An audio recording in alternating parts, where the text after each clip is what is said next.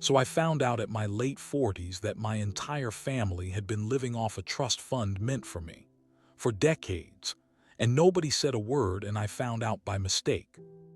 I want you to imagine holding a letter. Not a bill, not a subscription reminder, not one of those fake checks that make you think you won something.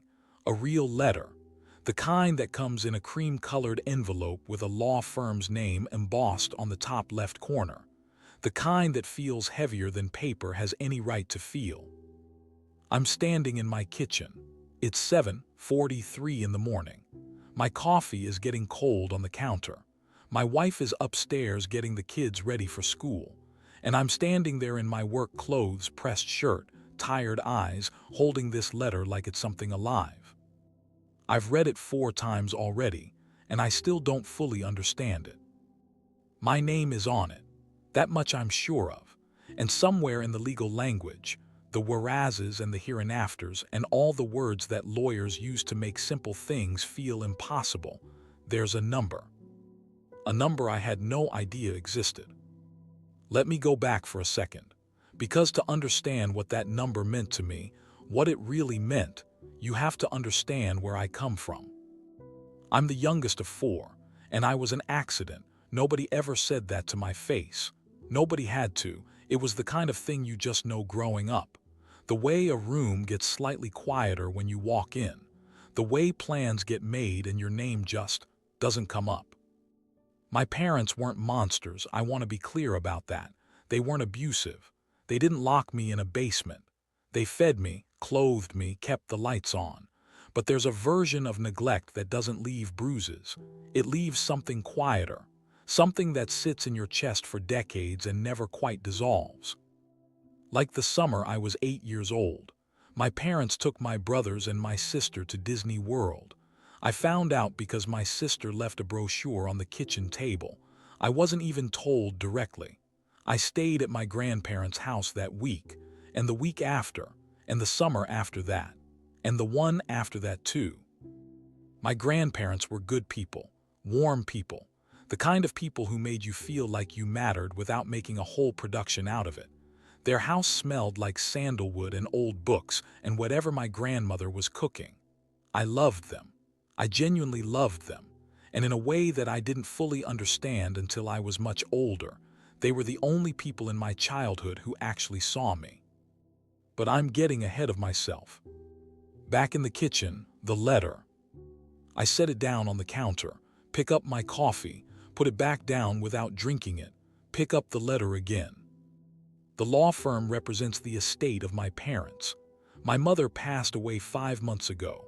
Her funeral was 2 months back. My father had passed a few years before that.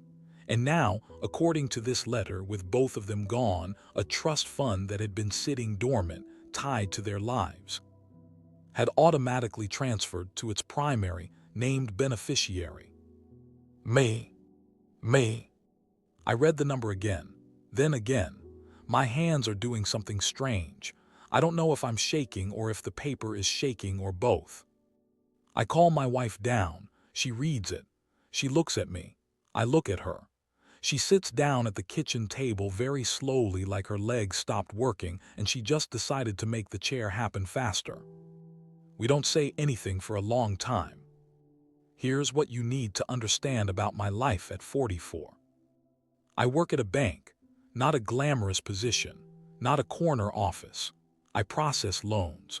I know the system well enough to understand exactly how most people live beyond their means, and I go home every night quietly terrified that I'm doing the same thing. I went to community college, worked part-time through the whole thing. Odd jobs, gig work, whatever kept the lights on. Graduated without any help from my family, not a single dollar, not a single phone call asking how finals went, and spent the next 15 years paying off my student loans while trying to build something stable. I did it, mostly.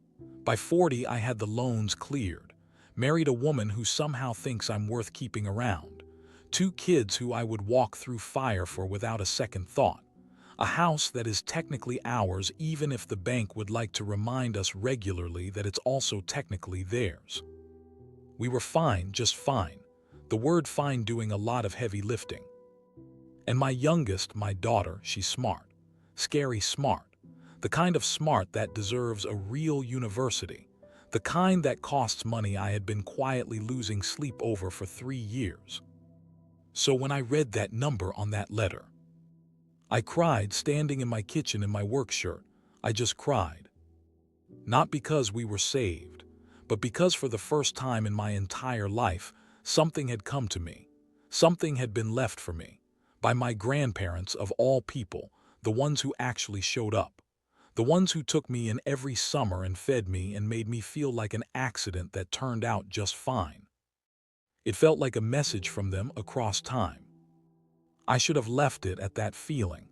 I should have just let it be beautiful for one day. I didn't. My siblings called within the week. Word travels fast when lawyers are involved. They were warm, the kind of warm that has an agenda underneath it. Congratulations. Isn't that something? Mom and Dad always cared about you, you know that, right? Family get-togethers suddenly had more energy. People who hadn't texted me in 2 years were texting me. I noticed, I filed it away. And then I hired a financial retainer, because the number was large enough that I was not going to navigate it alone. I found a good one, meticulous, methodical, the kind of man who speaks in compound sentences and charges by the hour and is worth every cent. He came back to me 3 weeks later. He sat across from me and he had this expression, not dramatic, just careful, the way someone looks at you when they're about to say something that they know is going to restructure your entire understanding of your own life. He said, "The fund holds significantly less than what the documents indicate it should." I asked him what he meant by significantly. He told me, "Let me take you back one more time, because something is sitting with me and I need to say it." I remember being 12. My oldest brother had a car problem and my father drove 4 hours to help him, stayed 2 days, helped him source a part, came back in a genuinely good mood. That same year, I needed $50 for a school trip to a science museum. I didn't go. My mother said money was tight. I don't say this to be bitter. I say it because it's data. I didn't understand it then. I understand it now. There was a calculation happening in my family that I was never shown the math for. It turns out the math had a name. It had a document. It had a lawyer. What my retainer found, and it took weeks of pulling strings and filing requests and navigating the deliberately complicated paper trail, was this. The trust my grandparents had set up for me had been quietly, systematically drained. My parents, both of them together deliberately, had been redirecting funds from the trust for years, not all at once, not in a way that would trip any single alarm. Small amounts, medium amounts, spread over time like you'd spread seeds across a field. And those amounts had gone to. Deep breath. My siblings, their spouses, their in-laws, extended family on both sides, cousins I've met 3 times, cousins I've never met, people who came to my parents' anniversary dinner once and apparently qualified for a piece of my future. We're not talking about a small circle. When my retainer finished mapping it out, and this took time, this took real investigative work, the list of people who had received something from that trust numbered over 1,000. 1,000 people. I sat in his office and I didn't speak for 4 minutes.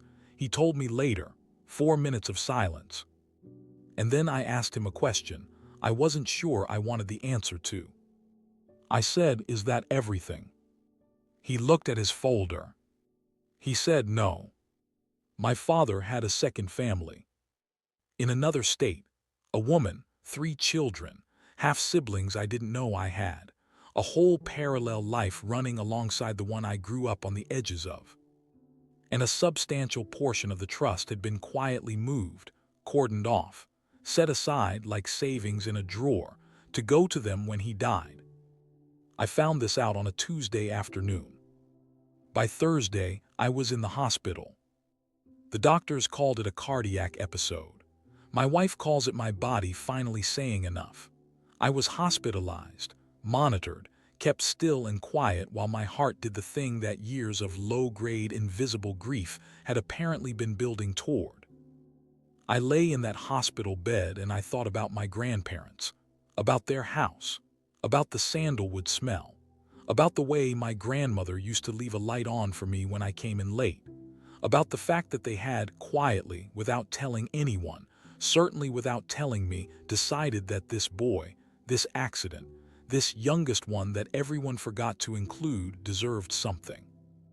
And every person around me had decided that my something was actually their something. I stayed in the hospital for several days. Then I went home. Then I went to therapy. Then, when I was steady enough to hold a pen without my hands shaking, I sued everyone. Yes, everyone. My siblings, their spouses, extended family, the in-laws, the cousins, the people at the anniversary dinner, the second family, the woman who knew my father was married and said nothing for decades. And because my grandparents were gone, and because my parents were gone, because the law doesn't stop at the grave, the lawsuits followed the estate lines. They went to heirs, to children, to people who were, in several cases, young adults who had never made a single decision about my money and were now receiving legal documents with their morning cereal. There was one case where the chain of inheritance landed on me. My own grandparents' estate, which I was part of, which meant in some technical legal configuration. I was suing myself. I want you to sit with that for a second. I know how it sounds. I know I sound unhinged. My therapist and I have talked about it. She didn't say I was wrong.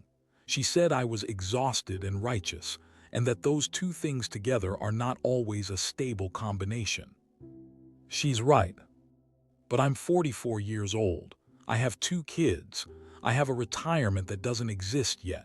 I have a number in my head, a specific, practical, discussed with my wife number that represents what we actually need. Not justice, not the full amount, not every dollar that was taken. Just enough to retire with dignity and send my daughter to the school she earned. That's the number I'm chasing. Everything else is principle, and principle is expensive. Update several months later. I want to give you an update because you deserve to know what happened, and because I'm still not sure what's happening if I'm being honest. The lawsuits are ongoing, but here's where things got strange. As the investigation deepened, and at this point we had financial forensics people, federal investigators who got looped in because of the scale, law enforcement who initially looked at this with the same confusion I had. What started to emerge was that most of the family members on that list of 1,000 never actually received cash. They received things. A cousin got a plot of land, registered under a shell arrangement traced back to diverted trust funds. An aunt received a car twice, actually, over the years. An in-law had their kitchen renovated. Another had a wedding paid for, gifts, property, services, school fees in some cases. It was never money sitting in someone's bank account that we could point to and say, give it back.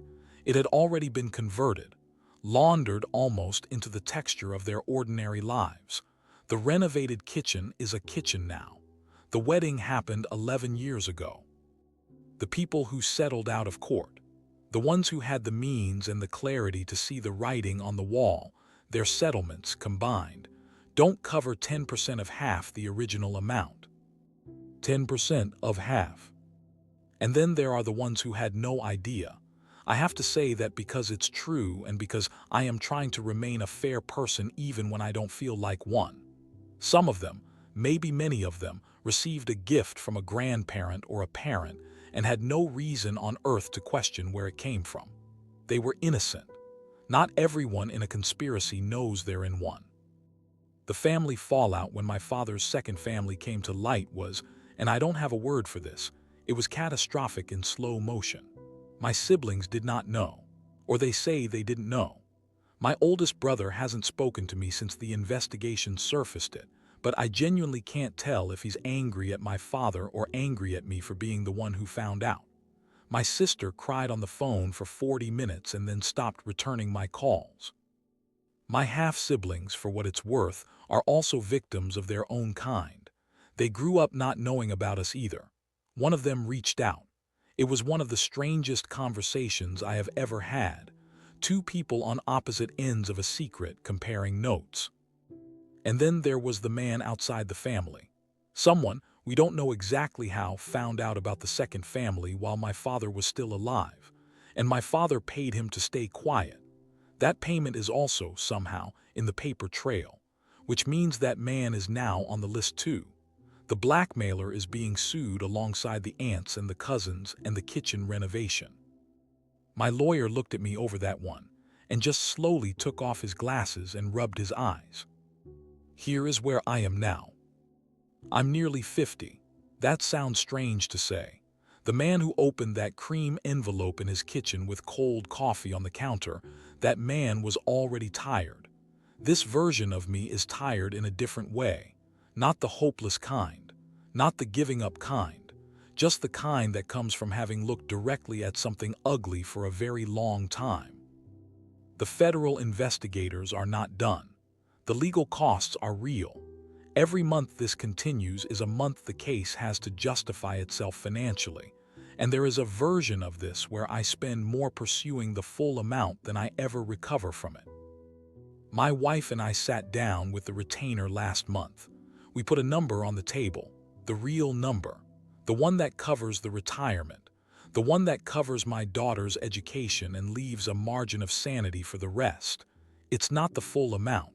It's not even close to the full amount. It is what we need to be okay. That's the quota. That's what we're aiming for. When we hit it, if we hit it, we stop. Because this rabbit hole has no visible bottom, and I have seen what chasing the bottom costs a person. I have the hospital bills to prove it.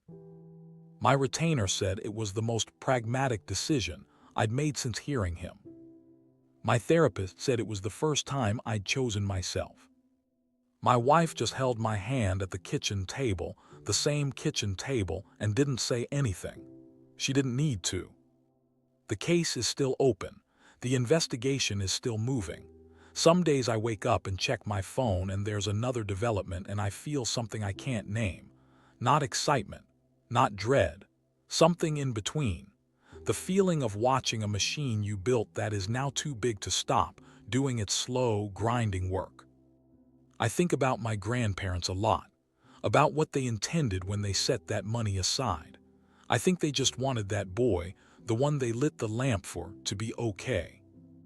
I'm working on it. I'm still working on it. Hey, dear listeners, this is Talks from the Net.